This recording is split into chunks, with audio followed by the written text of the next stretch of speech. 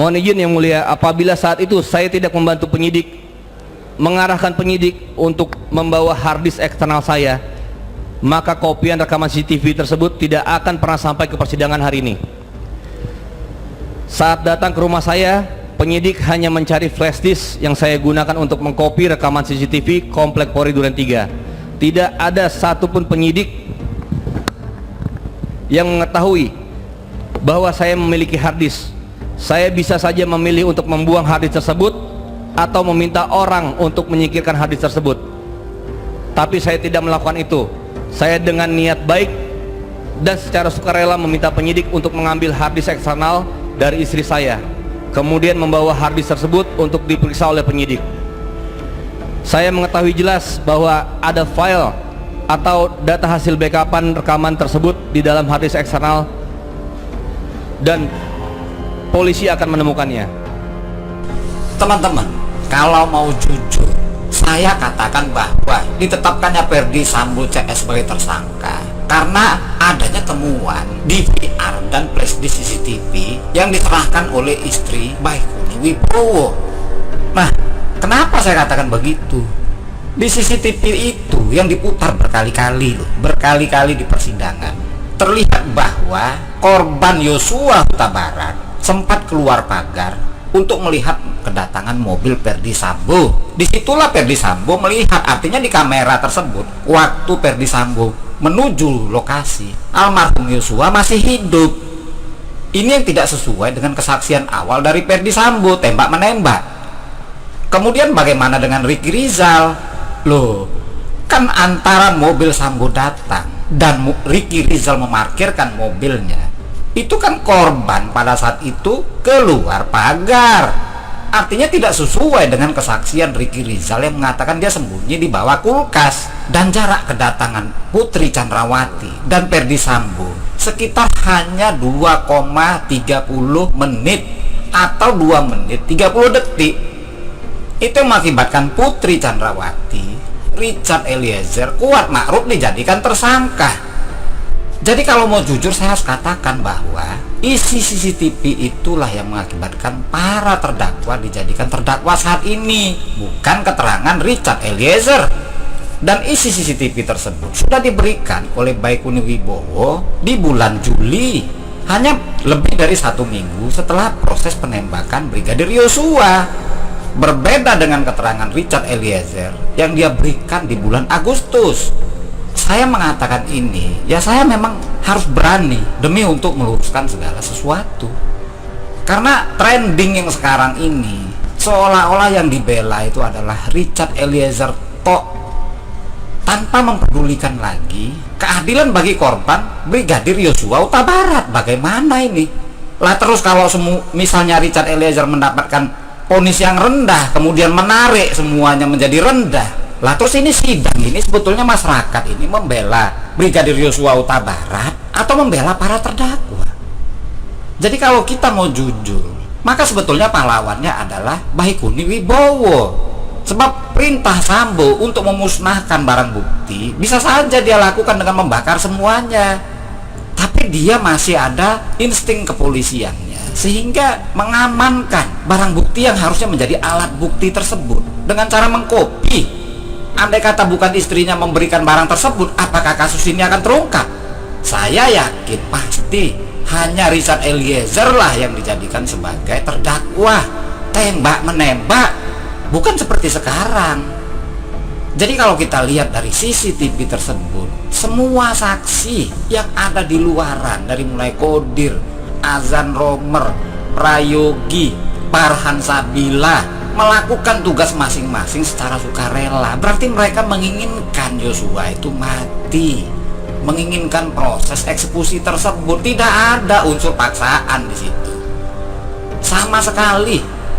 Yang ada saya lihat adalah unsur gotong royong, kesetiakawanan. Mereka menginginkan kejadian tersebut. Jadi saya tidak mau terjebak. Memang oke lah Richard Eliezer ini justice kolaborator, tetapi boleh kita mendukung Richard Eliezer dengan catatan harus pakai dan meringankan hukuman Richard Eliezer dan memberatkan hukuman terdakwa lain. Artinya ini satu kesatuan, jangan hanya Richard Eliezer saja yang diringankan kemudian terdakwa-terdakwa lain ikut diringankan. Pokoknya Richard Eliezer menjadi ringan. Lah terus bagaimana dengan nasib Brigadir Yosua Huta Barat? Dulu saya membuat petisi tentang upaya meringankan atau bila mana perlu membebaskan Richard Eliezer sebelum tuntutan diberikan oleh jaksa penuntut umum. Tetapi begitu jaksa penuntut umum menuntut seorang perencana pembunuhan, Putri Chandrawati, hanya 8 tahun. Waduh, ini bahaya. Bagaimana kalau Richard Eliezer dijadikan magnet untuk membuat semua putusan hakim nanti ringan, dan selanjutnya mereka banding, kasasi, akhirnya ya seperti maling ayam toh. Saya tidak pelin-pelan. Ya inilah proses untuk penyelidikan. Jadi kenapa saya tidak mau baper? Kalau kita menggunakan insting penyelidikan kita, tidak satu orang pun yang boleh kita percaya, sebab belum ada hasil maksimum. Makanya saya katakan isi CCTV dan DNA itulah harusnya yang digunakan oleh jaksa penuntut umum untuk menuntut para terdakwa. Nah, kalau kita ingin meringankan Richard Eliezer pada saat sebelum tuntutan, harusnya tuntutan Richard Eliezer itu jauh lebih rendah daripada tuntutan Putri Chandrawati. Putri Chandrawati ini kan aktor intelektual, dader dia. Tetapi Putri Chandrawati lebih rendah daripada Richard Eliezer. Ini kan strategi. Lah terus masyarakat hanya menuntut hukuman yang ringan terhadap Richard Eliezer. Oke, diringankan. Otomatis nanti yang di atas pun akan turun, yang di bawah makin turun. Loh, kan sama aja nanti hukumannya seperti meludahi orang. Padahal pembunuhan berencana, tapi seperti meludahi orang, atau maling sandal, atau maling buah mangga. Waduh, gawat ini.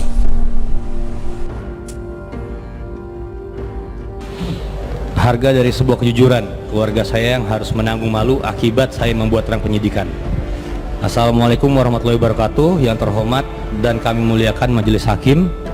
Selanjutnya, setelah lulus sekolah, saya ditempatkan di Divisi Profesi dan Pengamanan di Propam-Polri.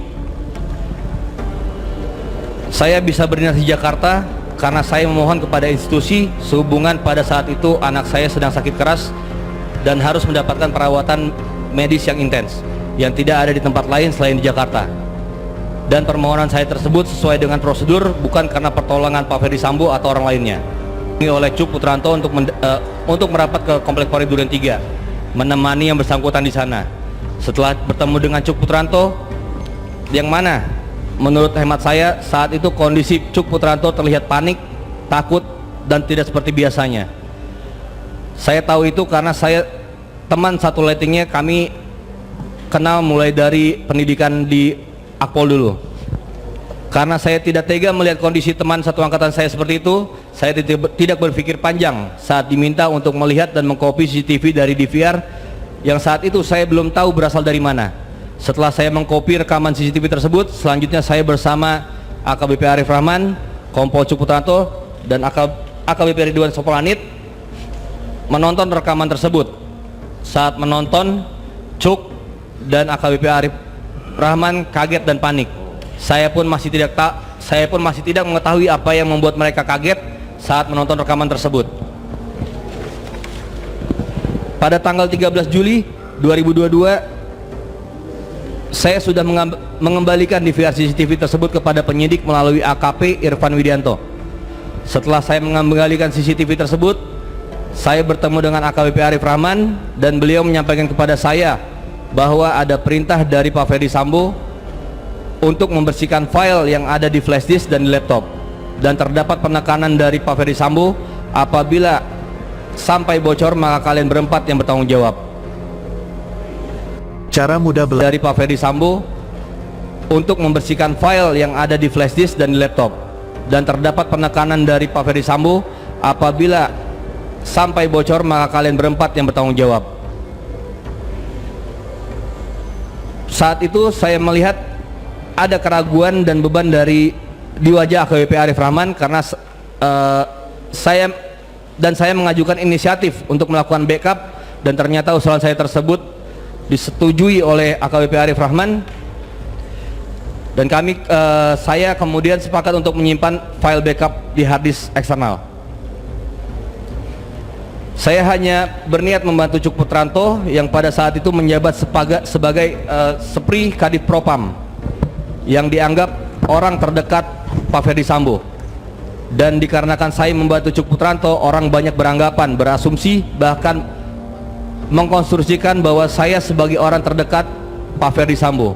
Sehingga akibat asumsi tersebut, saya adalah orang ketiga yang disidang kode etik dengan hukuman pemberhentian tidak dengan hormat (PPDH).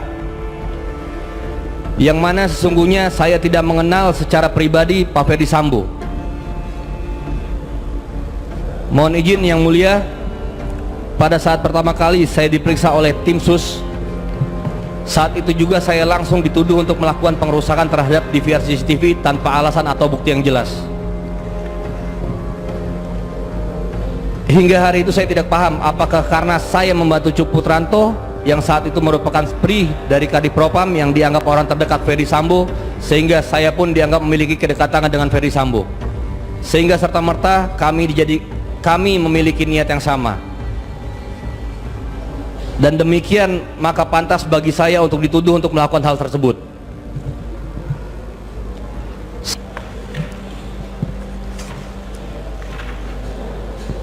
Mohon izin Yang Mulia, apabila saat itu saya tidak membantu penyidik, mengarahkan penyidik untuk membawa hard disk eksternal saya, maka kopian rekaman CCTV tersebut tidak akan pernah sampai ke persidangan hari ini. Saat datang ke rumah saya, penyidik hanya mencari flash disk yang saya gunakan untuk mengkopi rekaman CCTV Komplek Polri Duren 3. Tidak ada satupun penyidik yang mengetahui bahwa saya memiliki hard disk. Saya bisa saja memilih untuk membuang hard disk tersebut atau meminta orang untuk menyingkirkan hard disk tersebut. Tapi saya tidak melakukan itu. Saya dengan niat baik dan secara sukarela meminta penyidik untuk mengambil hard disk eksternal dari istri saya, kemudian membawa hard disk tersebut untuk diperiksa oleh penyidik. Saya mengetahui jelas bahwa ada file atau data hasil backupan rekaman tersebut di dalam hard disk eksternal dan polisi akan menemukannya. Mohon izin Yang Mulia Majelis Hakim, inilah cerita yang sebenarnya, bukan cerita yang beredar, yang banyak beredar, yaitu istri saya yang secara tidak sengaja menyerahkan hard disk, seolah menanyakan apakah penyidik mau sekalian membawa hard disk, sehingga muncul istilah tangan Tuhan istri Kompol Baikuni tiba-tiba menyerahkan hard disk. Setelah penyidik menemukan kopian rekaman CCTV tersebut, saya langsung dijadikan tersangka. Niat saya untuk membantu malah membuat saya menjadi tersangka dan menjadi terdakwa pada persidangan hari ini.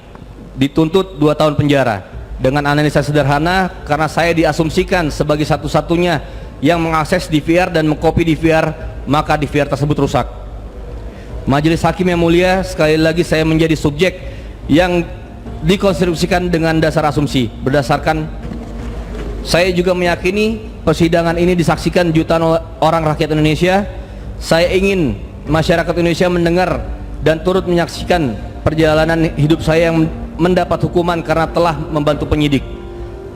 Setelah ini apabila saya mendapat hukuman, saya yakin masyarakat Indonesia akan takut dan memilih untuk diam daripada membantu para penyidik dengan apa yang mereka ketahui, karena diam akan lebih aman daripada membantu tapi mendapat hukuman. Bahwa dengan adanya kasus saya, masyarakat akan menilai betapa sulitnya berkata jujur di negeri ini karena relasi kuasa yang sangat kuat. Sulit untuk menerapkan keadilan negeri ini jika yang jujur dan tidak berkuasa akan kalah dengan yang berkuasa. Saya yang memiliki inisiatif untuk membackup video rekaman tersebut. Dengan adanya file kopian saya menambah dan meningkatkan availability dan accessibility suatu informasi elektronik. Hal ini pun dijelaskan secara rinci oleh ahli pidana ITE Profesor Henry Subiakto.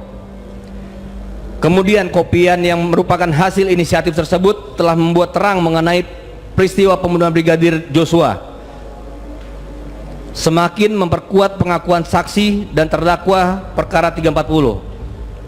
File kopian hasil backupan ini termasuk daftar barang bukti yang diajukan ke pengadilan.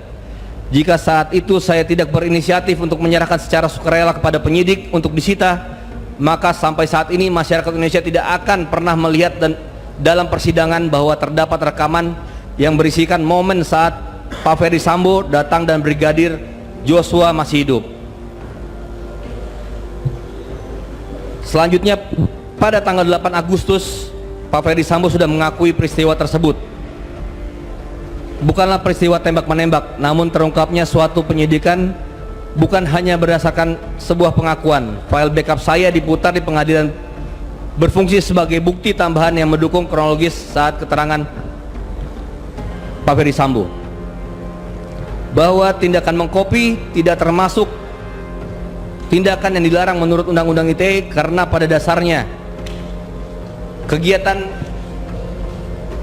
dasar transaksi elektronik pasti ada tahap mengkopi. Hal ini yang menjadikan alasan kenapa kegiatan mengkopi tidak dilarang oleh Undang-Undang ITE.